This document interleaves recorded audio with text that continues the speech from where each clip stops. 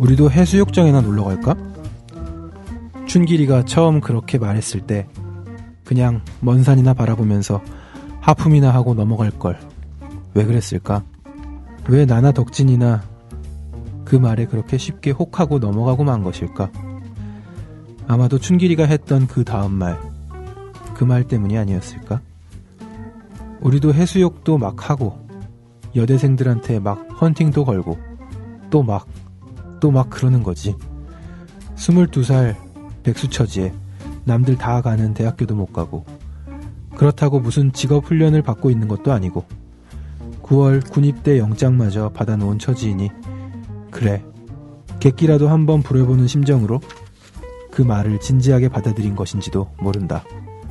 그런데 여자들이 우리 대학생 아닌 거 금세 눈치채면 어쩌지? 덕진이가 그렇게 물었을 때도 춘길이는 아무렇지 않게 말했다. 해수욕장에선 다 벗고 있으니까 뭐 막 티나진 않을 거야. 아니, 그러다가 어려운 거, 전공 같은 거 물어보면 어떡해. 춘길이는 그 말에 잠시 뜸들이다가 뭐 막 체육 특기자라고 그러지 뭐. 마장 마술 같은 거 한다고. 돈은 어쩌지? 너 돈 있어? 내가 그렇게 물었을 때 춘길이나 덕진이는 다시 원래의 그 모습, PC방에서 밤을 지새우고 PC방에서 컵라면을 사 먹기 위해 전단을 돌리는 아르바이트나 가끔 하는 본연의 그 모습으로 돌아왔다. 돈은 거기 가서 아르바이트 하지 뭐. 며칠만 해수욕장에서 아르바이트 하면 일주일은 놀다 올 수 있을 거야. 춘길이는 쉽게 물러서지 않았다.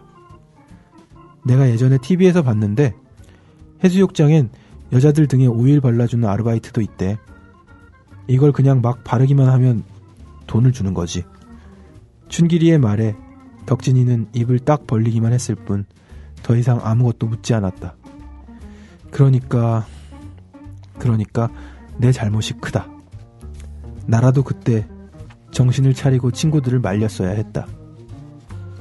여기가 무슨 지중해 연안이라고 오일 발라주는 아르바이트가 있을까? 왜 그렇게 정신을 차리지 못했던 것일까? 오일이라곤 프라이팬에 식용유 쳐본 것이 전부인 처지에. 그러니까 실제로 우리는 달랑 편도 차비만 손에 쥔 채 사흘 후 강원도에 있는 피 해수욕장을 찾아갔고 점심을 옥수수 하나로 때운 처지라 어떡하든 춘길이의 계획처럼 빨리 오일 발라주는 아르바이트를 구해야 했는데 안타깝게도 우리에게 떨어진 아르바이트 자리는 해수욕장 인근 사설주차장 주차관리요원 자리였다. 마침 사람이 필요하긴 한데 말이야. 우리가 필요한 건 딱 2명 뿐인데. 밀짚 모자를 쓴 주차장 사장은 우리 3명을 세워두고 그렇게 말했다. 오전 9시부터 저녁 6시까지 둘이 합해서 일당 10만원을 주는 조건이었다.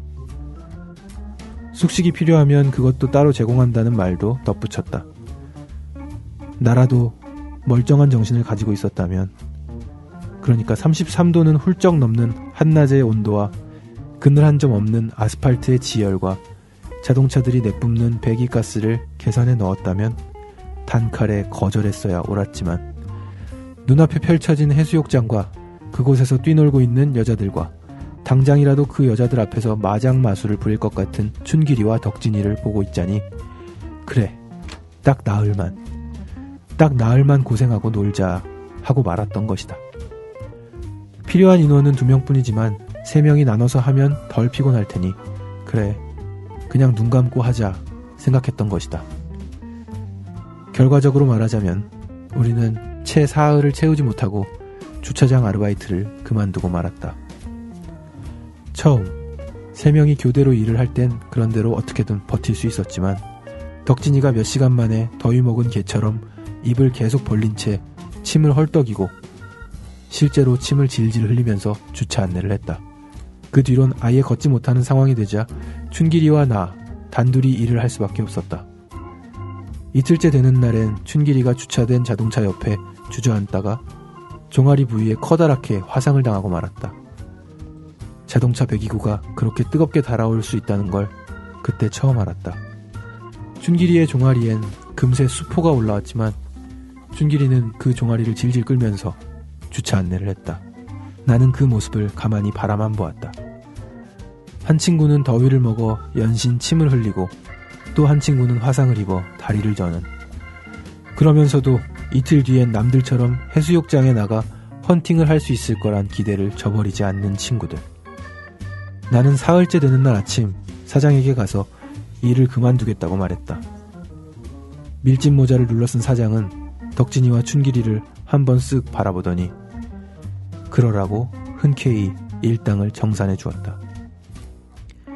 이틀 일했으니까 20만원. 거기에서 세 사람 이틀치 숙박비, 식사비를 제하고 나니 8만원. 아니, 숙박비 식사비를 왜 제하는 거죠? 내가 따지자 사장이 말했다. 그건 내가 미리 말했잖아.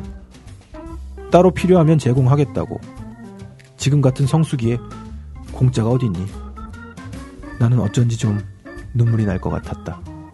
해변엔 사람들이 손대면 될 것 같은 미소를 머금고 이리저리 뛰어다니고 있었다.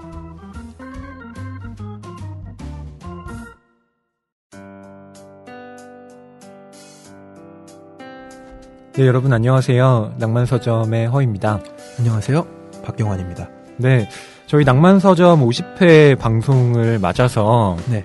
나름대로 오프닝을 좀 색다르게 가져가 보자 네. 라는 마음으로 저희가 오늘 다룰 소설 낭독을 좀 해드렸습니다. 50회 특집 개편이라고 할 수 있겠죠? 뭐 개편은 아니고 뭐 잠시 해보는 변화랄까요? 네네. 네, 한번 실험 중입니다. 이렇게 해보자. 네, 라는 거였는데, 늘 앞에 저희가 댓글 소개하고, 뭐 인사말 나누고, 이렇게 시작을 하는 것보다, 네. 오늘은 뭐, 단도직입적으로, 이 소설을 낭독하는 것도 색다르겠다 싶어서 해봤습니다. 네. 이기호 작가의 웬만해선 아무렇지 않다라는 소설이고요. 단편들이 모여있는 작품이라, 이 소설 안에서도 비치보이스라는 네. 단편을 읽어드렸습니다. 네. 이 웬만해선 아무렇지 않다는요, 이기호 작가가 일간지에 연재한 짧은 이야기 40편을 엮은 작품집입니다. 그러니까 보통의 단편보다 훨씬 더 짧은 이야기예요. 네. 경환 씨가 오프닝에서 읽었던 그 내용이 이 소설의 전부입니다. 네네. 네. 이 작품을 다 읽어드렸죠. 비치보이스라는 작품은 이걸로 끝이에요. 네. 네. 이 마음산책이라는 출판사에서 나왔는데요. 이 출판사는 그 방한서 작가님의 세 가지 소원, 또 정희연 작가님의 말하자면 좋은 사람, 앞에 이런 짧은 이야기를 펴낸 적이 있는데, 이번에 세 번째로 이기호 작가님의 이 웬만해선 아무렇지 않다를 펴냈습니다. 저도 마음 산책의 책 중에 굉장히 좋아하는 책이 있어요. 어떤 책이요? 마음 사전이라고. 아, 김소연 네, 김소연 시인의. 예, 쓰신. 예, 저도 좋아합니다. 저희 집에도 있는데요. 네. 좋은 책을 많이 펴내는 출판사죠. 네. 또, 이번에 그 편에 이기호 작가의 이 작품은 그러니까 씁쓸한 삶의 비애를 굉장히 유쾌한 시선으로 또 그려냅니다. 그러니까 오히려 더 진한 페이소스가 묻어 나오는데요. 네. 네. 그런 이기호 작가 특유의 스타일을 이 책에서 엿보실 수 있습니다. 방금 전에도 읽어드렸던 이 작품에서 이미 들으셨다면 아실 수 있듯이 네. 씁쓸합니다. 그렇죠. 단 꿈에 씁쓸하면서도 젖어서 놀러 갔는데. 웃음을 주는 장면이 있어요. 전 예를 들면 뭐 이런 거.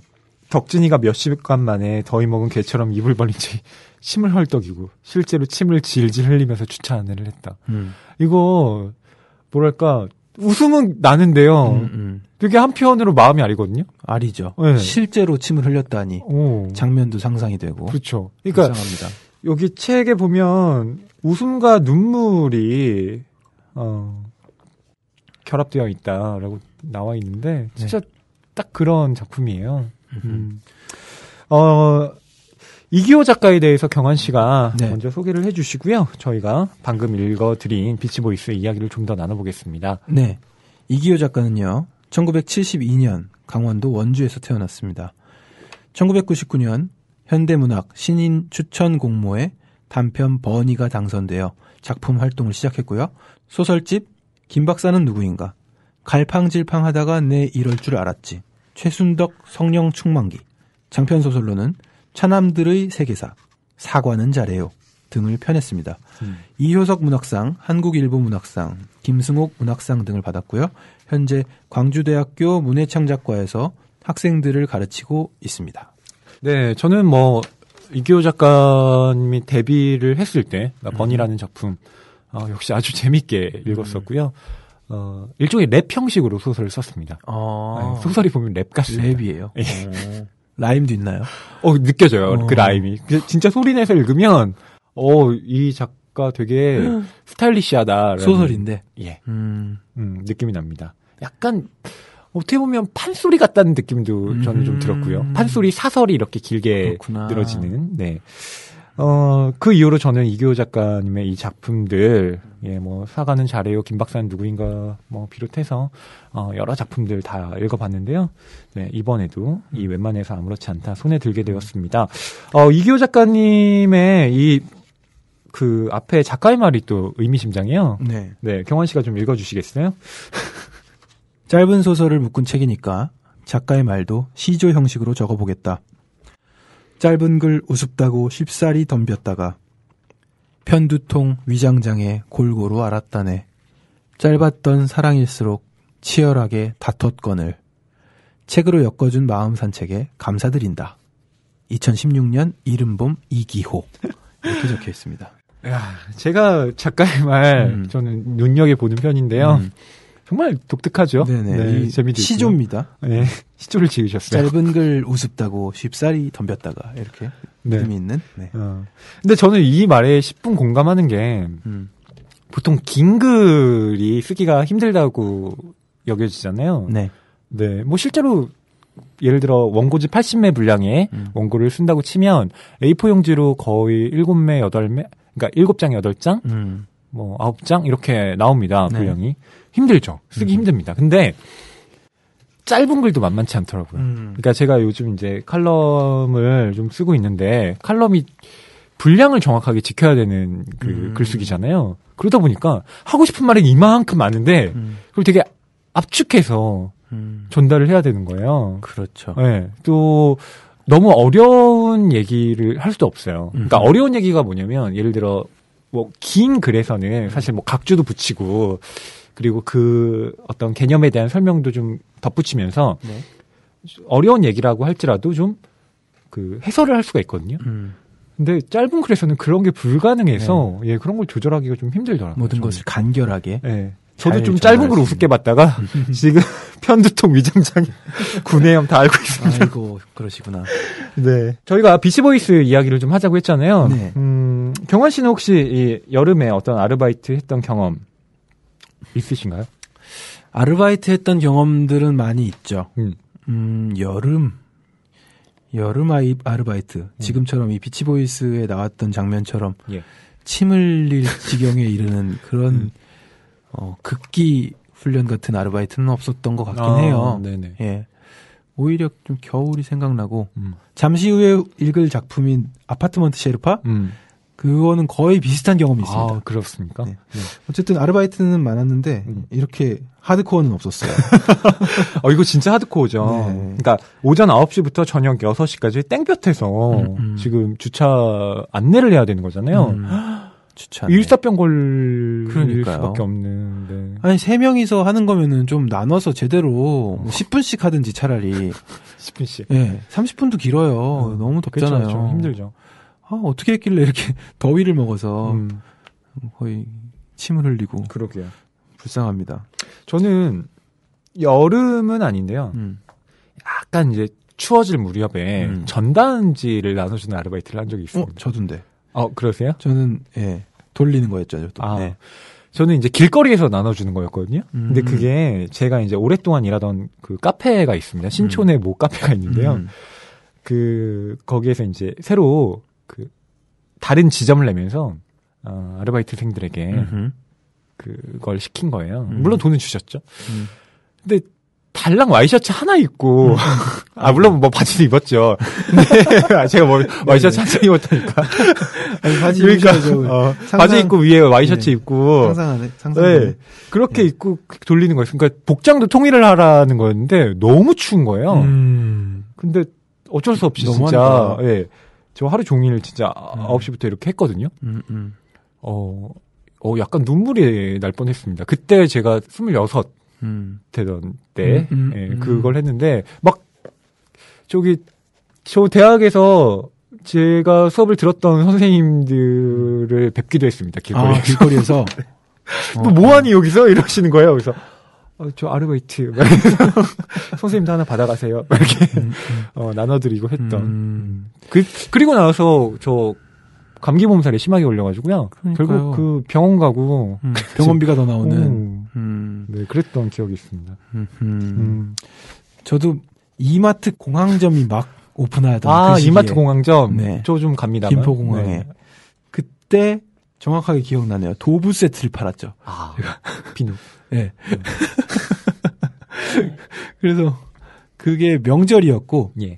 여자 알바들은 한복을 차려입고 안내를 하는 거고 남자 알바들은 누가 산다 그러면은 차까지 실어주는 뭐 그런 식이었어요. 네네. 그리고 비어 있으면 채우고 그게 제 기억에는 육체적으로는 거의 가장 힘들었던 알바였던 것 같아요. 박스 계속 옮기고 실어다 주고 네. 어떤 사장님이 좀 뭐 많이 산다 그러면은 차까지 따라가고 뭐 이런 거였어요. VIP 대접을 네, 해드려야 되고. 네. 네.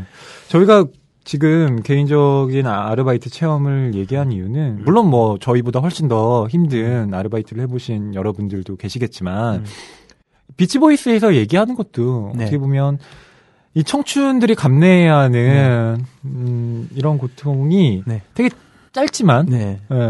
아프게 그려져 있어요. 그 순간이 우스꽝스러우면서도 잘 포착이 되어 있고 네. 마음이 애리기도 하고 특히 더 슬픈 건 조금만 고생하면 헌팅도 하고 재밌게 놀 수 있을 거야 라는 희망을 가지고 그쵸. 침을 흘리면서 거의 다 먹었는데 계속하고 있습니다. 이게 딱 저는 미련해요. 이 가져볼 수 있는 게 한 20살 때라고 생각해요. 그러니까 이런 생각을 이런 헛된 기대를 갖게 되는 건 20대 초반 무렵이 아닐까 합니다. 저도 아마 좀 이제 멀어진 기억이 되었지만 이런 생각했던 것 같아요. 맞아요. 저도 친구랑 같이 자전거에 텐트를 싣고 제주도였죠. 네. 함덕해수욕장까지 간 거예요. 네. 제주시에서 함덕해수욕장까지 가는데 계속 오르막길입니다. 지옥의 레이스를 하셨군요. 정말 힘들어요. 그래서 가면 뭔가 있을 거야. 우리가 텐트를 치면 재밌게 놀 수 있겠지 했는데 둘이 놀았습니다. 그러니까 네. 보통 영화 같은 거 보면 네네. 아니 뭐 비포 선라이즈만 해도 남자 그러니까. 혼자서 여행 떠나도 거기에서 그러니까요. 현지 그 여성과 사랑에 빠지는데 거기에서 연인을 만나는데 이건 뭐 여자친구를 만들고 싶어도 또 그렇게 연애를 해보고 싶어도 안 되는 거죠. 저기 제보하신 분이 있는데요. 네. 옆에서 방송을 지켜보시던 PD님이 저희들을 이제 가소롭게 보시면서 본인은 성공하신 적이 있다고 그렇죠. 말씀하십니다. 예, 놀러 가셔서 네. 거기에서 헌팅 성공. 성공하셨다고 하는데 저희 PD님 얄밉네요. 저희 PD님 멋있죠? 또. 네네. 예, 저는 안 됐어요. 된 적이 없습니다. 이 춘길이, 덕진이, 예, 그리고 이 세 명이 함께 해수욕장에 가는데 돈이 없는 청춘들입니다. 고등학교를 졸업하고 놀러는 가고 싶은데 돈이 없으니까 거기 현지에서 아르바이트를 하자. 하지만 우리는 오일 발라주는 아르바이트 하면 되니까 이건 꼭 먹고 알먹기 아니냐. 네. 이런 생각을 하게 되죠. 여자들 등에 오일 발라주는 아르바이트도 있다더라. 본인들이 가면 할 수 있을 거라고 생각한 거죠. 참. 그러니까 너무 미국 영화나 네, 그런 영화를 많이 봐서 그런 게 아닌가 싶기도 한데 그러게요. 불가능하죠. 네. 그러니까 저는 이 소설에서 이교 작가가 진짜 소설 잘 쓴다라고 생각한 게 이런 구어체 표현입니다. 예를 들면 막이라는 예, 그런 단어가 막이래. 곳곳에 들어가 있어요. 그러니까 막 여대생들한테 헌팅도 걸고 또 막 그러는 거지. 뭐 이런 거. 그리고 뭐 막 체육 듣기자라 그래 이런 거. 사실 보통 소설들 보면 문장이 너무 세련됐잖아요. 그러니까요. 그러니까 지나치게 이걸 이대로 읽으면 이건 대화라기보다는 우리가 실생활의 대화라기보다는 좀 자기적인 문장 그렇죠. 같다라는 생각도 많이 드는데 이건 뭐 요대로 읽어도 우리 전화 통화하는 것 같은, 네. 네, 우리가 진짜 친구들과 만나서 얘기하는 것 같은 그런 실감을 줍니다. 여하튼 이들이 결론적으로는 네, 오일러 아르바이트 하지 못하고 주차장 아르바이트만 하다가 네. 그것도 중간에 포기하고 돌아오게 되는데 문제는 마지막에 그 현실의 벽을 또 한 번 느끼게 됩니다. 그게 바로 일당을 정산하는데 그렇죠. 예, 숙박비, 식사비를 다 제해버린다는 거죠. 집에는 돌아올 수 있었을까요? 차비는 되나? 뭐 됐겠죠. 예, 됐을 거라 생각하는데 보면서 좀 열받더라고요. 네네. 뭐야 이게? 이런 시급이라는 말도 있죠.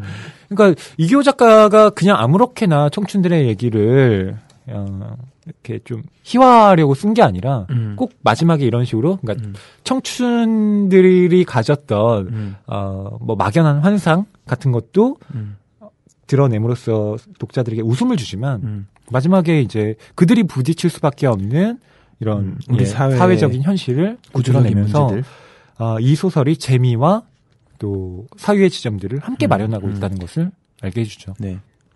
꼬집고 있는 부분이 있는 거네요. 네. 사회상을. 네. 그러니까 이 소설이 지금 한국 소설 중에서 베스트셀러 순위에 올라 있거든요. 그렇기 때문에 저희가 지난번 고전으로 다뤘던 그 네 사람의 서명에 이어서 이번에는 베스트셀러 중 한 권인 이 책을 다룬 건데요. 사람들이 왜 이 소설을 찾을 수밖에 없는지 전 비치보이스만 읽어도 매력을 딱 알겠더라고요. 네 사람의 서명에서는 그 세포의 항쟁 등등 그 시대 상황을 대변했다면 이 웬만해선 아무렇지 않다 이기호 작가의 작품에서는 한국 사회의 현재 2016년을 잘 다뤄주고 있는 것 같습니다. 책이 가득한 그리고 소설을 사랑하는 책방 이곳은 낭만 서점입니다.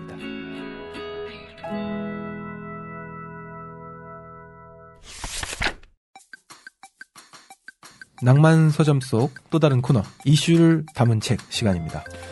네, 저희가 이기호 작가의 웬만해선 아무렇지 않다를 다뤘는데요. 네. 오늘은 이 작품에 좀 공통적으로 나타나고 있는 네, 이 계급적인 문제, 특히 갑질의 횡포에 대해서 네, 좀 생각해 볼 수 있는 책들을 소개하려고 합니다. 요즘 들어 한국 사회에서 많이 이야기할 수 있는 주제죠. 이야기 안 했으면 좋겠는데 씁쓸합니다. 이런 갑질들에 대해서 저희가 좀 생각해 볼 수 있는 책. 네, 첫 번째로는 김두식의 불편해도 괜찮아라는 책입니다. 네, 김두식 교수는 지금 법학과에서 네, 가르치고 있는 분인데요. 또 여러 그 매체에서 네, 좋은 글들을 발표하고 계시는 네, 그런 저자이기도 합니다. 네. 이 책에 작은 소제목으로도 붙어 있는데요. 영화보다 재미있는 인권 이야기. 영화로 배우는 인권 이야기인가 봐요. 네. 일상생활에서 벌어질 수 있는 여러 가지 폭력의 문제, 또 인종차별, 제노사이드 같은 그런 국제 문제까지 함께 네, 인권이 얼마나 소중하고 우리가 지켜나가야 할 것인지를 굉장히 쉽게 네. 그 여러 작품들을 그 설명하면서 소개를 하고 있습니다. 저도 굉장히 재밌게 봤던 작품들이 나오네요. 내 멋대로 해라라는 드라마를 통해서 청소년 인권을 인생은 아름다워라는 영화와 번지점프를 하다를 통해서 동성애를 이야기하기도 하고 영화 브리짓 존스의 일기 금발이 너무해 또 섹스앤더시티에서는 페미니즘의 진화를 논하고 뭐 이런 이야기들을 하는군요. 네, 그렇습니다. 불편해도 괜찮아는 예, 저도 지금 집에 갖고 있는데요. 네, 역시 이 갑질과 관련해서 여러분께 일독을 권해드리고요. 두 번째는 조지 오웰. 네, 그 유명한 1984의 저자입니다. 네. 네. 조지 오웰의 르포르타주 글이죠. 위건 부두로 가는 길입니다. 네. 위건 부두로 가는 길. 네, 이 책은 1부와 2부로 나누어져 있는데요.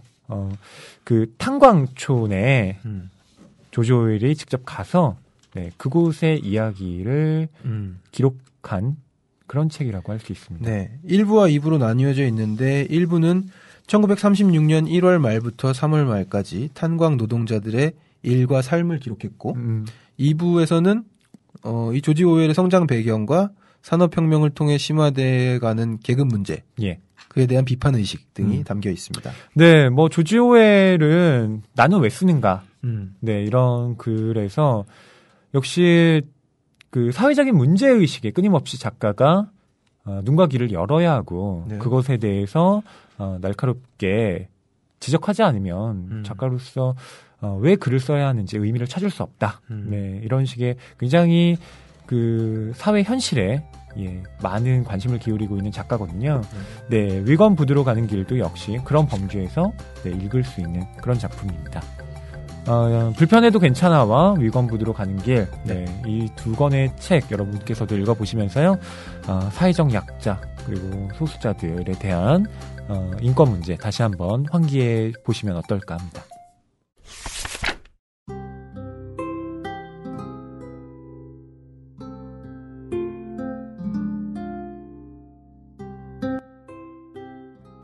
그래, 아버지 산소까지 갈 필요도 없다. 여기가 오히려 더 적당하다. 나는 깜빡이를 넣고 핸들을 오른쪽으로 틀면서 그렇게 생각했다. 새벽 3시 반. 경부고속도로 하행선 신탄진 방면 졸음쉼터엔 정차한 트럭 한 대, 가로등 하나 보이지 않았다. 성의 없이 만든 나무 모형 벤치 하나가 어둠 속에 쓸쓸하게 웅크리고 있을 뿐이었다. 나는 차창을 한번 내렸다가 다시 끝까지 올렸다. 시간을 끌 필요는 없었다. 더 이상 후회도 미련도 없었다. 생각하면 생각할수록 고통만 더 커질 뿐. 나는 조수석 위에 놓인 검정 비닐봉투에서 투명 테이프를 꺼내들었다. 그것으로 차 문 유리창 끝부분을 촘촘하게 막았다. 한 번으로 안심되지 않아 2번, 3번 겹쳐 붙였다. 그것만으로도 차 안 공기는 이전보다 더 농밀해진 느낌이었다. 이제 남은 것은 화덕에 번개탄을 넣고 불을 붙이면 그뿐. 나는 뒷좌석 바닥에 무뚝뚝한 표정으로 놓여있는 작은 항아리만한 화덕을 내려다보았다. 15,000원을 주고 산 화덕. 나를 끝장낼 화덕. 죽을 생각까지는 해본 적 없었다. 상황이 자꾸 바닥으로 내려가는 것을 느꼈지만 그럴수록 까닭없는 오기 같은 것이 생기기도 했다. 하긴 그랬으니까 사채까지 손을 댄 것이겠지. 아버지는 왜 그런 부채투성이 주물 공장을 나에게 떠넘기다시피 물려주고 떠난 것일까? 원망하는 마음마저도 이젠 오래전 달아놓은 플래카드처럼 너덜너덜해진 느낌이다. 나는 번개탄과 함께 산 소주를 한 모금 들이켰다. 눈물은 더 이상 나오지 않았다. 상체를 돌려 주섬주섬 번개탄을 화덕 위에 올려놓았을 때 벼랑간 주위가 환해졌다. 졸음쉼터 안으로 트럭 한 대가 천천히 들어오는 것이 보였다. 나는 운전석 깊숙이 상체를 숙이고 돌아앉았다. 트럭의 헤드라이트가 너무 밝았다. 어차피 잠깐 눈이나 붙이고 갈 사람이려니 나는 조용히 헤드라이트가 꺼지길 기다렸다. 헤드라이트가 꺼지고 얼마 후 누군가 똑똑 차 문 유리창을 두드렸다.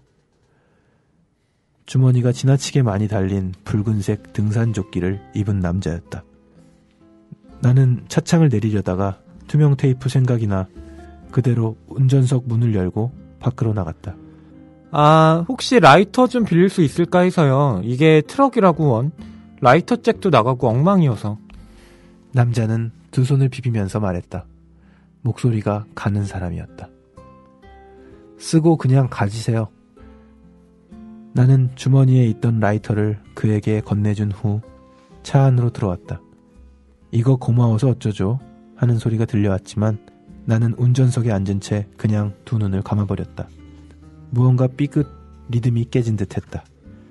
다시 소주를 한 모금 마시고 한 달 전 서류까지 깨끗하게 정리하고 떠난 아내를 생각하고 있을 때쯤 또 한 번 똑똑 남자가 유리창을 두드렸다. 아, 이 사람이 왜 이러는 걸까?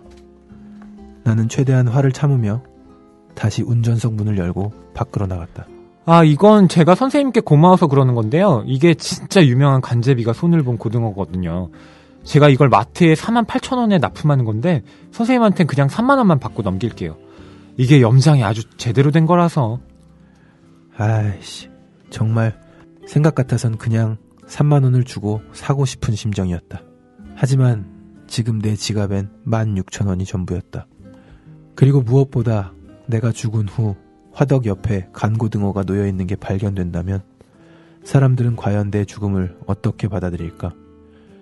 나는 이번엔 아무 말 하지 않고 그를 잠깐 노려보기만 한 후 운전석 안으로 들어왔다. 하지만 그로부터 또 몇 분 지나지 않아 똑똑 그가 유리창을 두드렸다. 뭡니까? 왜요? 왜 자꾸 이러시는 겁니까? 네? 나는 바락바락 그에게 소리를 질러댔다. 하지만 그는 표정 변화 하나 없이 씩 웃으면서 내게 말했다. 저기 그러지 마시고요, 선생님. 여기 벤치에 앉아서 저하고 같이 고등어나 한 마리 구워 드시죠. 어차피 라이터도 저 주셔서 번개탄 붙이기도 어려울 텐데 뭐 그냥 허기나 채우자고요. 별도 좋은데. 나는 그가 손에 쥔 라이터를 가만히 바라보았다. 그러자 나도 모르게 뚝뚝 눈물이 흘러내리기 시작했다.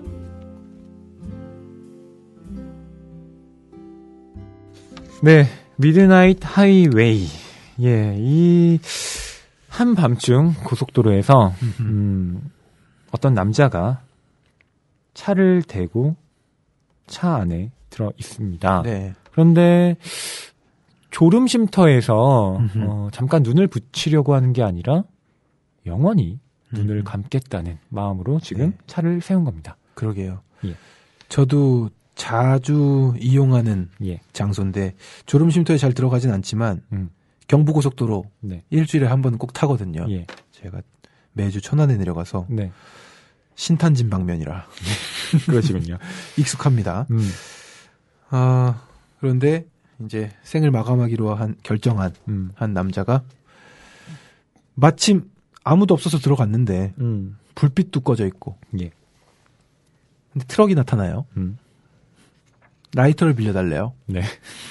계속 귀찮게 합니다. 예. 창문을 열어서 대화를 간단하게 하고 싶지만 그럴 수도 없어요. 테이프로 붙였으니까. 네, 테이프로 다 붙여놔서. 네. 네, 문을 열고 나가서 이제 대화를 나눠야 되고 그러는 와중에 이 트럭 운전사가 뭔가 눈치를 챈 모양입니다. 네. 저는 사실 그 라이터 빌리고 그 이후에 다시 문을 두드리잖아요. 이 트럭 운전사가. 그러면서 아 이거 진짜 유명한 간제비가 손을 본 고등어거든요. 이거 원래 되게 비싼 건데 제가 좀 싸게 드릴게요. 네. 이거 그 뉴스에서 많이 보도된 사건이잖아요. 그러니까 그 있어요? 예. 트럭에 이제 물건들을 실어놓고요. 이제 그것을 원래 이게 얼마에 납품하는 건데, 예, 뭐 이것도 2년인데 제가 좀 싸게 드리겠다. 이러면서 넘기는 건데, 그걸 알고 보면 그게 그러니까 굉장히 질이 안 좋은 상품이라든지, 네, 뭐 이런 식으로 그렇구나. 사기를 치는 거예요. 그게 뉴스에 몇 번 보도된 적이 있습니다. 예, 전 그걸 떠올렸거든요. 아, 지금 사기를 치러 왔구나. 아하, 네. 사기꾼이구나. 네, 그러니까 되게 뭐 예를 들어 정말 헐값에 살 수 있는 어떤 물건을 이 사람한테 지금 떠넘기려고 하는구나. 좀 그 생각도 얼핏 들었거든요. 저같이 의심만. 아, 이기우 작가도 그런 사건을 알기 때문에 알겠죠. 약간 녹여서 이렇게 소설에 들어간 그렇죠. 거겠네요. 저는 몰랐습니다. 예. 근데 전 이 이야기에서 정말 그 뒷부분, 그러니까 이 트럭 운전사가 이 사람한테 건네는 부분, 말을 건네는 부분에, 진짜 뭉클해지더라고요. 마지막에. 네. 그러지 마시고요. 네네. 저하고 고등어 한 마리 같이 구워 드시죠. 라고.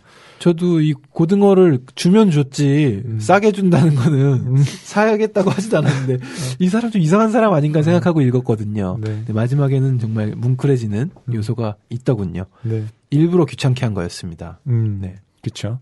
그러니까 라이터를 빌리러 왔을 때는 뭐 몰랐겠죠. 네, 몰랐는데 라이터를 이렇게 보니까 뭔가 이상한 낌새가 겁니다. 이상해요. 네, 그래서 이렇게 보니까 뭐가 붙어 있는 것 같기도 하고 테이프가 그리고 안에 뭐 화덕 비슷한 게 있는 것 같기도 하고. 소주 마시고 있어요. 그리고 술 냄새도 좀 났겠죠.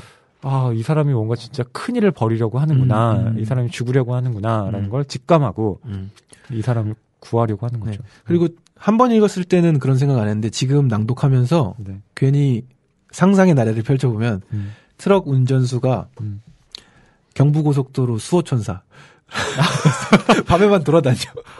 그래서 졸음쉼터에서 어디 죽으려는 사람 없나 하고 순찰을 도시는 중은 또 아니었을까. 아, 그런 분이요? 네. 그런 분이라고 하기에는 너무 트럭 운전을 그렇죠. 하시는 분 같은데요? 너무 고등어 많이 싣고 다니죠. 한번 상상해봤습니다. 예. 저는 오베라는 남자 생각나더라고요. 예, 오베라는 남자에서 그 오베가 자살하려고 몇 번 시도를 하죠. 그렇죠. 근데 옆집에 여자가 계속 문 두들기면서 귀찮게 그렇죠. 하잖아요. 그렇죠. 예, 자살하려고 그러면 방해하고 못하게 하고. 예. 죽는 것도 내 맘대로 못 죽냐. 예. 오베의 목소리가 들리는 것 같습니다. 네. 그러니까 이것도 정말 우리의 현실이죠. 네, 현실을 정말 잘 포착해낸 네. 그런 작품이라는 생각이 드는데요. 실제로 우리나라의 자살률, 네, 뭐 명실상부한 1위를 계속해서 달리고 있고. 그러게요. 예, 저희가 방송을 하면서 짧게 살펴본 결과 2014년 기준으로 자살률 네. 1위를 역시 부동의 1위를 지키고 있어요. 씁쓸하게도. 예. 그리고 2위가 누굴까 궁금해했는데 찾아봤더니 일본으로 나오네요. 예. 이렇게 나란히 이웃 나라끼리 네. 자살률이 예, 상위권을 다투고 있는데 저는 근데 이러한 어떤 자살에 대해서 진짜 그럴 수밖에 없는 출구로 몰아가고 있는 것 같아요. 네. 예, 뭐 한국도 마찬가지고 일본도 마찬가지고. 이 소설에서 지금 잘 보여주고 있는 게 아버지가 물려준 엄청난 주물공장 규모의 빚이겠죠. 네. 그리고 본인은 오죽하면 사채까지 손을 댔을까.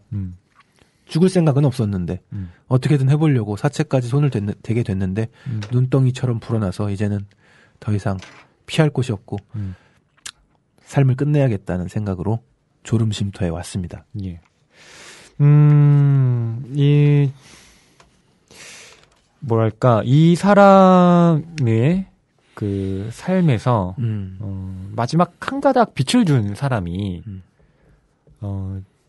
저는 다른 어떤 특별한 사람이 아니라, 그냥 그 길을 함께 가고 있던, 그러니까 고속도로를 함께 달리고 있던 어떤 화물차 운전수. 그에게 그런 손길을 내밀었다는 것 자체가 좀 의미심장하더라고요. 그러니까 네. 어떻게 보면 고속도로라는 건 같은 길을 달리고 있는 사람들인데 정말 수호천사가 내려와서 이 사람을 구원해 준 게 아니라 그런 사람들이 우리의 어떤 구원자가 될 수 있다는 것 그런 메시지를 던져주고 있는 듯한 네, 느낌도 받았고요. 저도 약간 여기 소설에 나온 것처럼 한 새벽 3, 4시는 아니지만 밤 시간대에 많이 돌아다니거든요. 네. 안 막혀서 주로 수업을 그렇죠. 그냥 늦게 끝내고 좀 늦은 시간에 올라오고 하면은 화물차 굉장히 많아요. 뭐 그럼요. 네. 고속도로를 달리면서 온통 화물차들에 둘러싸여서 네. 달리곤 하거든요. 예. 그럼 이 시간에도 수고하시는 분들이 정말 많구나. 그럼요. 이런 생각 듭니다. 네. 택배차, 화물차, 컨테이너 박스도 지나다니고. 네. 그런 점에서 저희가 이번에 읽어드린 미드나잇 하이웨이 역시 지금 우리가 고민하고 있는 지점들이 무엇인가를 다시 한번 되묻게 하고 네. 비록 어떤 해결책을 뭐 이런 짧은 이야기에서 무슨 해결책을 네. 또 정밀하게 이야기할 수 있겠어요. 우리가 뭐 그런 걸 바라는 것도 아니고요. 다만 그런 위안과 위로를 주는 네. 소설이 지금 독자에게 사랑받고 있구나. 네, 다시 한번 깨닫게 됩니다. 네. 이번엔 17층이었다. 한 층에 계단이 19개씩 있으니까 17층이면 320개가 넘는 계단이었다. 이제 진짜 이놈의 아르바이트를 그만둘 때가 된 것 같다. 오늘까지만. 그런 생각으로 나는 가게 문을 나섰다. 오늘만 벌써 9번째 배달이었다. 다리가 저절로 후들거렸다. 고시원비라도 조금 보태볼까? 시작한 아르바이트였다. 제대 후 학교에 복학해보니 기숙사 순번이 돌아오지 않았다. 그렇다고 면 소재지 장터 한 귀퉁이에서 작은 종묘사를 운영하는 아버지에게 차마 서울의 어마어마한 자취방 보증금까지 부탁할 순 없었다. 그렇게 해서 찾은 아르바이트였다. 고시원과 같은 건물 1층에 있는 만나치킨집 배달 아르바이트 모집 공고. 거기에 적혀있는 시급 6,000원 글씨만 보고 무작정 문을 열고 들어간 것이었다. 근데 사장님, 여긴 원동기 운전면허 자격증 없어도 되나요? 저녁부터 바로 출근하라는 50대 중반의 머리가 약간 벗겨진 사장에게 나는 조심스럽게 물었다. 우린 바로 앞에 있는 아파트 단지만 배달하는 거라서. 체력은 괜찮지? 내 실수라면 그때 사장의 말 속에 숨겨진 의미를, 거기에 생략된 진실을 바로 알아차리지 못한 데 있었다. 애둘러 말할 것도 없이 만나치킨집 앞 총 800가구가 거주하는 25층 높이의 행복 아파트는 배달 사원들의 승강기 사용을 일절 금하고 있었다. 아파트 1층 엘리베이터 옆에 그런 경고문이 붙어 있었다. 당 아파트에 출입하는 배달 사원들로 인해 주민들의 이용 불편과 승강기 유지 관리비가 발생하므로 반드시 계단을 이용해.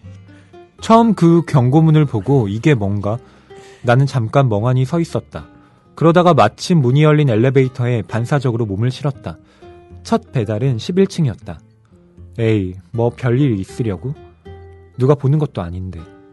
하지만 그런 내 생각은 배달에서 돌아오자마자 여지없이 깨져버렸는데 사장이 사뭇 미안한 얼굴로 엘리베이터 탔구나.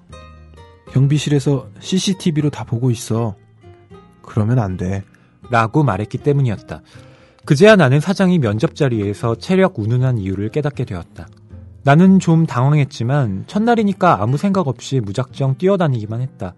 생각할 겨를도 없이 12층에서 9층으로, 4층에서 다시 21층으로, 자정 무렵 마지막 배달을 마칠 때까지 나는 뛰고 또 뛰고 오르고 또 올랐을 뿐이었다. 그렇게 2달 넘도록 아르바이트를 했다. 그 2달 동안 나는 치킨 배달 아르바이트가 아닌 흡사 히말라야 산악인들을 위한 셰르파가 된 심정이었다. 언젠가 한 번은 18층까지 낑낑거리며 올라갔더니 내 또래 젊은 여자가 어머, 우리는 프라이드 아니라 양념 시켰는데요? 라면서 다시 갖다 달라고 한 적이 있었다. 나는 그때 그 여자 앞에 무릎 꿇고 제발 그냥 프라이드 먹으면 안 될까요? 두 손 모아 빌 뻔했다. 퇴근해서 고시원 작은 침대에 누우면 계단이 눈앞으로 일어서는 듯한 환영이 보이기도 했다. 사장이 퇴근할 때마다 주는 생맥주 한 잔에 속아서 참아온 2달이었다. 하지만 이제 더 이상 못 버틸 것 같았다. 그놈의 엘리베이터, 그놈의 계단. 마지막 배달이라고 생각하면서 다시 계단을 오르려고 할 무렵 엘리베이터에서 40쯤 되어 보이는 남자가 내렸다. 저기 1702호 배달 가시죠? 주세요. 제가 갖고 올라갈게요. 남자는 치킨값을 내밀면서 말했다. 나는 머뭇거리다가 남자에게 치킨을 내밀었다. 앞으로 저희 집 배달은 여기 엘리베이터 앞으로 오시면 됩니다. 남자는 나에게 꾸벅 고개까지 숙인 후 다시 엘리베이터 앞으로 돌아섰다. 나는 왠지 조금 울적한 기분에 사로잡혔다. 가게로 돌아가려고 몇 걸음 떼던 나는 그때까지 엘리베이터를 기다리고 있던 남자에게 말을 건넸다. 이게 왜 이런 일들이 생긴 거죠? 갑작스러운 내 질문에 남자는 조용한 목소리로 이런 말을 했다. 글쎄요. 아파트에 사니까 아파트만 생각해서 그런 거 아닐까요? 남자는 그 말을 남긴 채 엘리베이터 안으로 사라졌다. 네. 이기호 작가의 소설 웬만해선 아무렇지 않다 중에서 아파트먼트 셰르파라는 짧은 소설을 읽어봤습니다. 네. 경환 씨 이 소설, 이 작품 읽으시면서 좀 어떤 느낌이 드셨나요? 옛 기억이 떠올랐습니다. 옛 기억. 예. 중학생 때였어요. 네. 칼국수집 찌라시. 그러니까 전단식지라고 하기에도 굉장히 작은. 작다고 찌라시라고 하는 건 아니죠? 같은 말이죠, 지금 그게. 근데 네? 그 스티커 같은 거였어요. 네. 아무튼 홍보물 그렇죠, 배달이었군요. 홍보물이었어요. 그거를 이제 배달하는데 경비 아저씨 눈치를 보면서 네. 가방 메고 예. 들어가는 거죠. 숨겨가지고. 네, 숨겨가지고. 걸리면 안 되는. 그래서 이 라인에 사는 학생처럼 들어갔다가 나와서 바로 옆 라인 들어가면 이상하잖아요. 네. 그래서 그냥 유유히 사라져서 다른 동 갔다가 또 다시 돌아와가지고 그 옆 라인 들어가고 친구 한 명은 옥상이 열려 있다고 예. 올라가가지고 옥상 통해서 내려오면서 하고 그렇게 했군요. 예. 그 옆 라인은 네. 그런 식으로 굉장히 많이 돌렸고 그때 유상봉 군도 함께 했습니다. 그때 제주소년이 함께 또 그런 홍보물을 돌렸군요. 유상봉 군뿐만 아니라 같이 밴드를 했던 멤버들이 다 했어요. 그러니까 그때 뭐 드럼 살려고 그랬나? 아무튼 뭐 목적이 있었어요. 일당은 뭐 다 받으셨고요. 예, 받았죠. 근데 사실 양심에 찔리는 부분이 좀 있다면 너무 많아서 네. 놀이터에다 좀 묻었던 기억이 나요. 그게 장당 10원인가 그랬거든요. 맞아요. 어린 마음에 뭐 이 자리를 빌어서 예. 사과를 하시겠습니까? 예, 죄송합니다. 칼국수집 계속 하실지 모르겠는데 죄송합니다. 그때 뭐랄까요? 네. 임금을 날로 조금 받으셨다. 근데 이제 뭐 그 놀이터에다가 묻어놓는 것은 제 아이디어는 아니었고요. 친구요? 먼저 해본 친구들이 이건 다 못 돌린다. 이래가지고는 도저히 안 나온다. 지금 또 경환 씨가 친구들을 팔고 있습니다. 전통 같은 거였어요. 약간 변명. 6학년 때부터 해본 친구들이 그렇게 얘기하더군요. 여기까지 듣고요.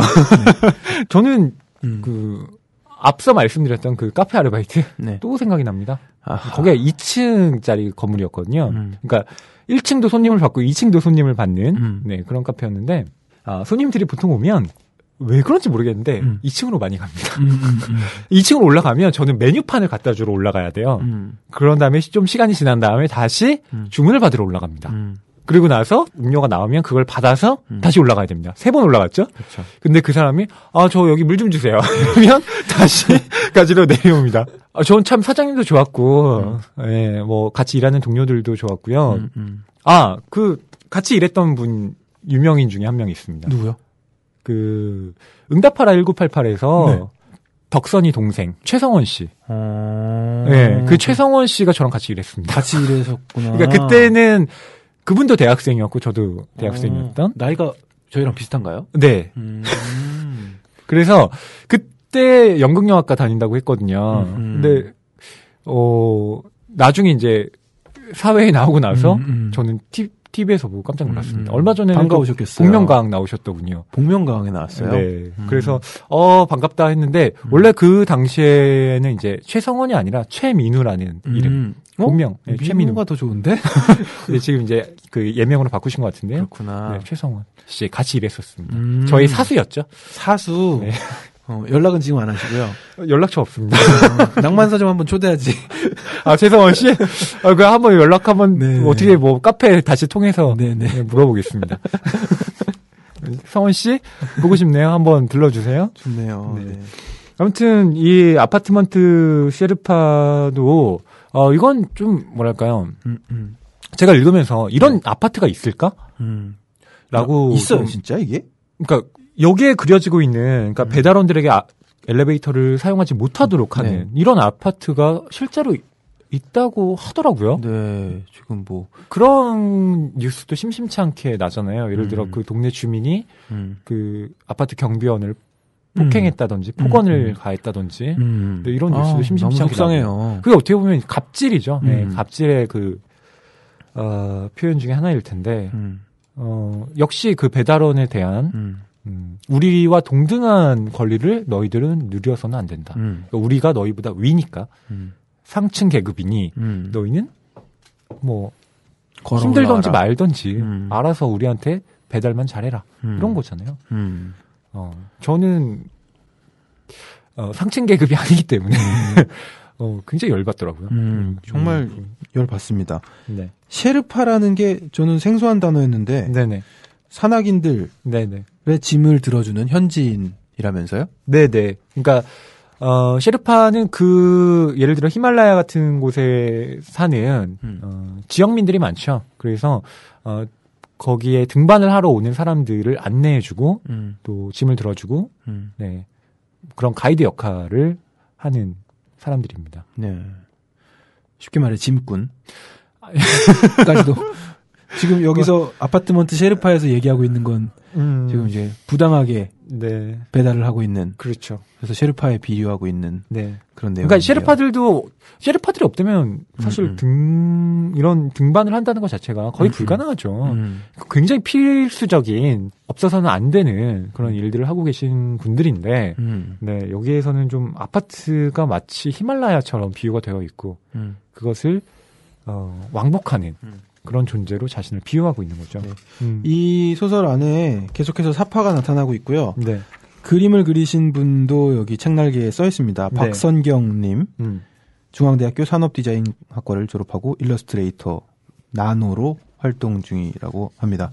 그런데 책 표지에 나와 있는 그림 자체가 히말라야산 같은 산이 하나 있고 그 위에 아파트가 있어요. 네, 이 아파트먼트 셰르파의 사파를 표지 그림으로 네. 내세우고 있죠. 네.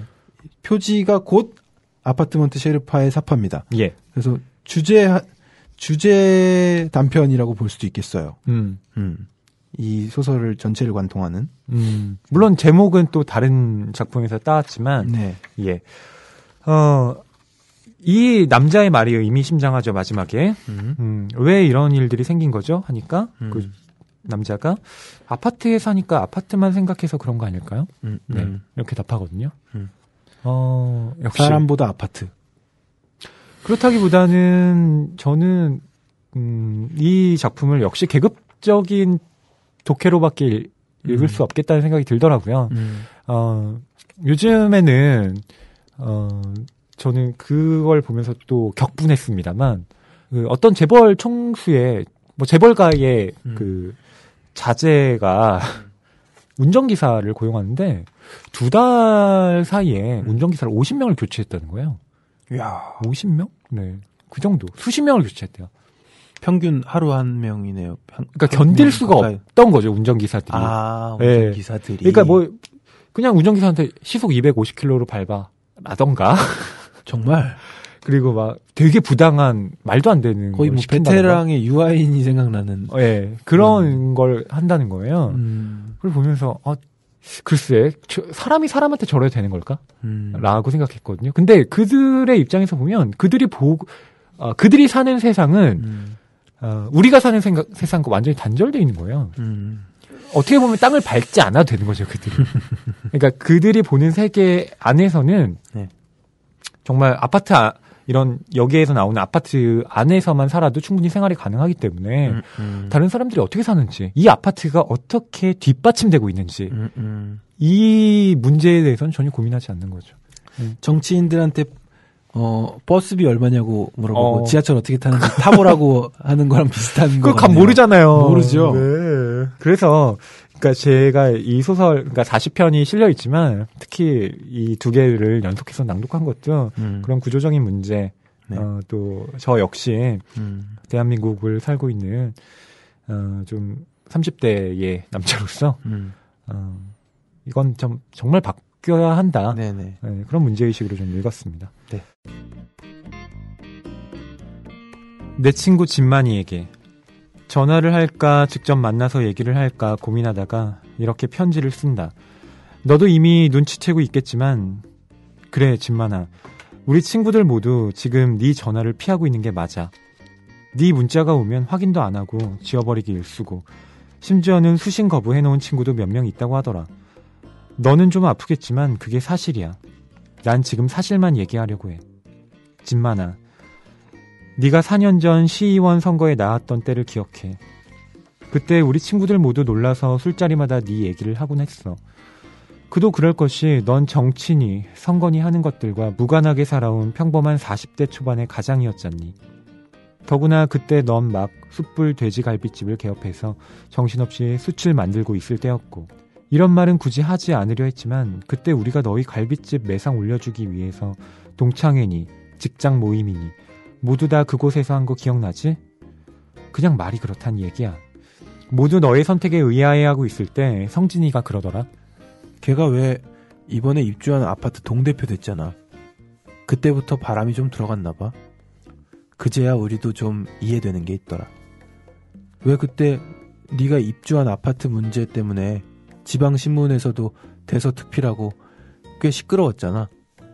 국도변에 지어놓고 약속한 방음벽도 세워주지 않는다고 길 건너편 시멘트 공장에서 날아온 분진 때문에 집에서도 마스크를 써야 한다고. 아파트 입주민들이 시청에 몰려가 데모도 하고 그랬잖아. 아마 그 문제 때문인 것 같아. 아파트 사람들이 걔 등을 떠민 것도 있고. 성진이가 그렇게 말하자 우리 모두는 고개를 끄덕였지. 충분히 네 출마 이유가 납득이 된 거였어. 진만아, 그때 우리 친구들 모두 네 선거 열심히 도왔던 거 기억나지? 선거 자금은 못 도와줘도 성심성의껏 몸으로 떼었잖아. 주말이면 너와 함께 명함도 돌리고 네 등 뒤를 졸졸 따라다니며 박진만 구호도 외치고. 그때 내가 네 선거 캐치프레이즈 만든 것도 있지 않았지? 관흥동의 숯불이 되겠습니다. 이거 내가 정해준 거잖아.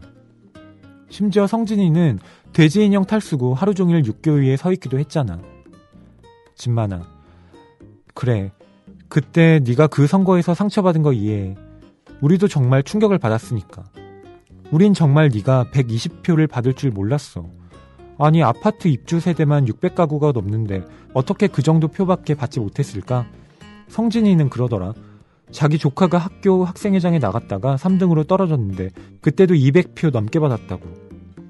아마 네가 전국에서 꼴찌를 한 것 같다고.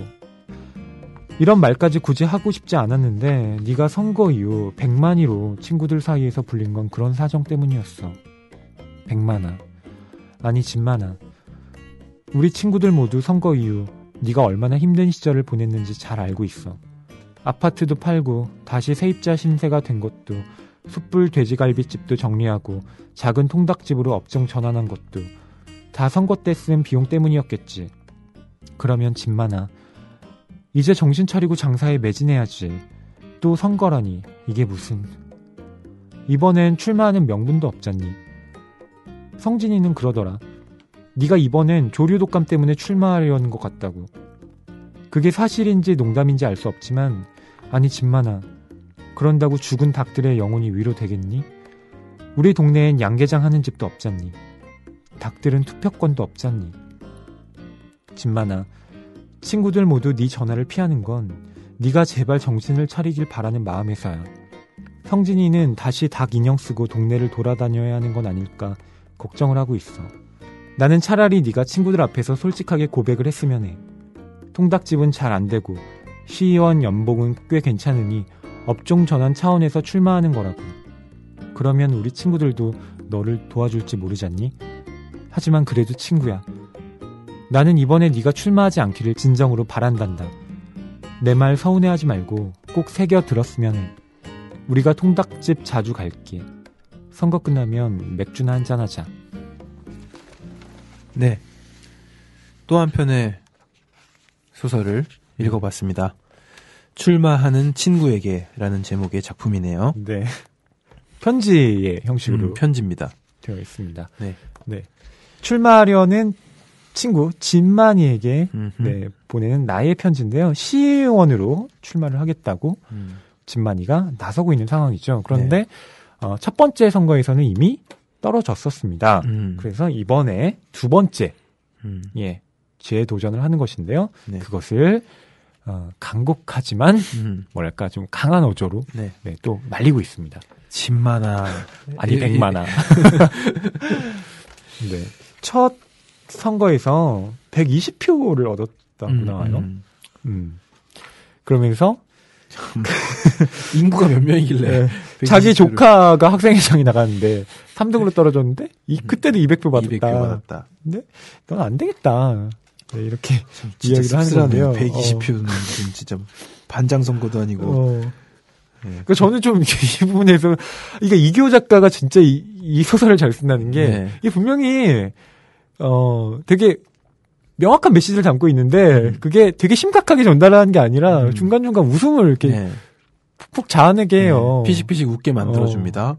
아까 성진이의 경우에 첫 번째 선거에서는 돼지 탈 인형을 쓰고 네. 성진이가 진만이랑 그래도 친한 친구인가 봐요. 그 돼지 인형 그 분장을 하고 육교 위에 하루 종일 서 있었다고 했는데 이번에는 닭탈을 쓰고 닭집하니까 계속 있어야 되는 거 아니냐 이러면서 걱정하고 있다 그러잖아요. 지금 이제 저희 또래로서는 조금 이제 약간 낯선 경우이기도 하지만, 4, 50대, 5, 60대, 이런 분들의 경우에는, 네네. 그, 심심치 않게 친구 중에 이제 이런 정치를 해보겠다. 네, 이런 분들이 있나 보더라고요. 지난주에 저희가 다룬 작품에서도, 네. 아서 코난 도일 양반이, 어디 시의원 나갔었죠? 아, 네, 뭐 그 정치해보겠다고. 네, 정치해보겠다가 낙선했던 네. 그런 이야기도 했었습니다. 제가 사립 고등학교를 다녔었는데 그 사립 고등학교의 이사장이 네. 그렇게 정치하겠다고 네. 몇 번을 떨어지더군요. 네. 그리고 명절이 아니라 선거 때마다 절에 가고 교회 가고 성당 가고. 그런 그 인맥 관리. 네네. 그런 것들이 학생들의 눈에도 다 보이고, 이렇게 안 좋게 평가됐던 기억이 있습니다. 그러니까 저는, 뭐, 제가 아까 뭐 40대, 50대, 60대에 이런 분들 이제 계시다고 들었는데, 그러니까 말씀을 드렸는데, 사실은 전 뭐 20, 30대 젊은 정치인이 나와도 그런 정치인이 오히려 필요하다고 생각하거든요. 네네. 예, 요즘 뭐 그런 젊은 정치인들, 뭐 일선 정당에서 활동하면서 자기가 열심히 활동하려고 하잖아요. 전 되게 많이 필리버스터 강렬했잖아요, 그죠? 응원하고 있거든요. 그런 젊은 정치인들의 등장. 실제로 뭐 고 김영삼 대통령이나 뭐 그런 분들 다 40대 기술은, 네, 다 젊었단 말이에요. 젊었죠. 정치권에 입문했던 네네. 시기들이. 근데 이제 지금은 다 이상하게, 예, 늦은. 그러니까 젊은이들이, 뭐랄까, 현실 사회에서도 그렇고, 정치권에서도 그렇고, 뭔가 제 목소리를 못 내고 있는, 네, 그런 게 많이 보이는데, 네네. 어쨌든 저는 뭐 젊은 정치인들의 등장 응원하지만, 문제는, 이런 식으로, 그러니까 뭐랄까요. 되게 헛된 공명심, 그리고 경환 씨가 얘기했던 그 이사장처럼 뭔가 이제 늙음하게 나 말년에 그래도 명예로운 자리나 한 자리 하고 가야 되지 않겠냐 네. 이런 마음으로 이제 정치권에 나서시는 분들. 네. 권력욕이 이제 이거 돈도 많이 벌었고 뭐 이런저런 욕망들 채우다 보면은 권력욕이 남는다죠. 그래서 결국은 그쪽으로 가게 되어 있다는 불문율 같은 이야기를 많이 들었던 것 같습니다. 그래서 이 출마하는 친구에게라는 이 작품은 뭐랄까 헛된 그 명예, 뭔가 그리고 안정된 그 연봉 이런 걸 바라고 철밥통이라고 그러죠. 네, 뛰어드는 그러한 하루살이 같은 네, 그런 정치 입문자들을 향해서 좀 날카롭게 꾸짖는 그런 소설 같기도 해요. 네. 아무튼 이 장사에 계속 매진을 해야 된다는 이 친구, 편지 쓴 이 친구, 참 뭐랄까요. 진만이가 그렇다고 해서 전 뜻을 꺾지 않을 것 같지만 여하튼 친구로서는 네. 뭐 아예 처음부터 선거를 도와주지 않은 것도 아니었잖아요. 예, 그렇죠. 처음에 그렇게 참패를 하고 난 다음에 다 도와줬어요. 하지 말라고 하는 거니까. 잘못하면 이 선거에 나갔을 때 정말 완전히 끝장날 수도 있는 거잖아요. 네네. 안 그래도 지금 집이 굉장히 어려워졌는데 이게 일확천금을 바라보고 뭔가 잘 될 거라는 막연한 기대에 젖어서 그러니까 좋은 것만 상상하고 일을 저지를 때 큰일 나는 것 같아요. 지금 그냥 처음에도 여기 소설에 나오는데 예. 갈비집 막 열었을 때 예. 동창회도 일부러 거길로 가지고 네네. 직장 모임 뭐 친구로서 할 수 있죠. 네. 그런 소소한 것들에 만족하면서 뭐 현상 유지만 하더라도 조금씩 만족하면서 했다면 지금보단 괜찮을 텐데 숯불갈비집이었나요?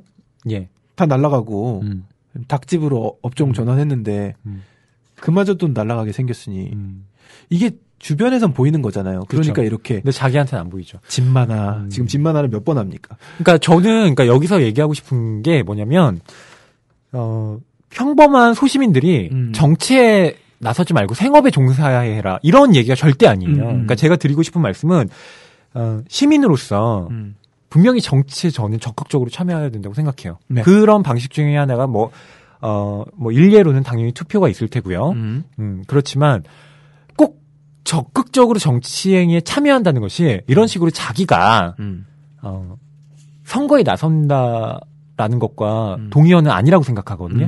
그러니까 적극적인 정치 의사를 표명하고 한다는 건 자기의 어떤 그 생활을 고려하면서도 뭔가 할 수 있는 일을 찾아야지 이런 식으로 무턱대고 나서서는 안 된다는 저는 그런 이야기를 하고 싶은 거고요. 결코 뭐 꼭 부자만 집안에 여유 있는 사람만 정치를 해야 된다 이런 건 아닙니다. 그렇죠. 다만 지금 진만이 같은 경우는 그러니까 사실 뚜렷한 비전이 있는 게 아니잖아요. 그러니까 굉장히 큰 어떤 대의를 가지고 나선 게 아니기 때문에 네네. 첫 선거는 뭐 그런 대의가 있었죠. 하지만 두 번째는 그런 게 아니기 때문에 저는 진만이의 출마를 적극 말리고 싶습니다. 이런 식으로 이기호 작가가 참 40편에서 정말 각양각색의 스타일로 네, 여러 가지 그 삶의 편린들을 전부 그려내고 있는데요. 네. 이기호 작가에 대해서 경환 씨도 이 작품들 어떻게 보셨는지 궁금해요. 네. 전체적으로. 이기호 작가님이 그 박범신 작가님의 제자라면서요? 네. 뭐 글을 읽으면서는 그런 걸 느낄 수는 없는데 그런 스타일들. 네네. 네네. 참 재밌게 읽었고요. 사파도 표현하는 글을 또 대신해서 표현해주는 부분들이 있는 것 같아서 예. 이 뭐랄까요? 요즘 감각? 예뻐야 되잖아요, 디자인도. 네. 네, 그래서 글을 읽는데 도움이 됐던 사파들도 귀엽기도 하고 앙증맞기도 하고 좋았고요.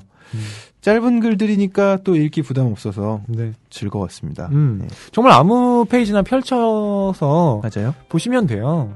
저희가 지금 4개 정도, 네. 4개의 작품을 읽어드렸는데 이 외에 저희가 딱 10분의 1을 읽었군요. 네. 네. 총 40편이 들어있군요. 네. 그런 나머지 작품들 여러분 네, 읽어보시고요. 또 과연 우리는 웬만해서 아무렇지 않은지 아니면 웬만해서 버틸 수 있는지 이런 것들 자문해보는 시간을 가지면 어떨까 합니다. 네. 오늘 이렇게 낭만서점 50회 삶 속에서 소설을 쓰고 있는 기분 이기호 작가의 웬만해선 아무렇지 않다라는 작품을 다루었습니다. 저희는 다시 다음 주에 낭만서점 51회로 돌아오겠습니다. 안녕히 계세요.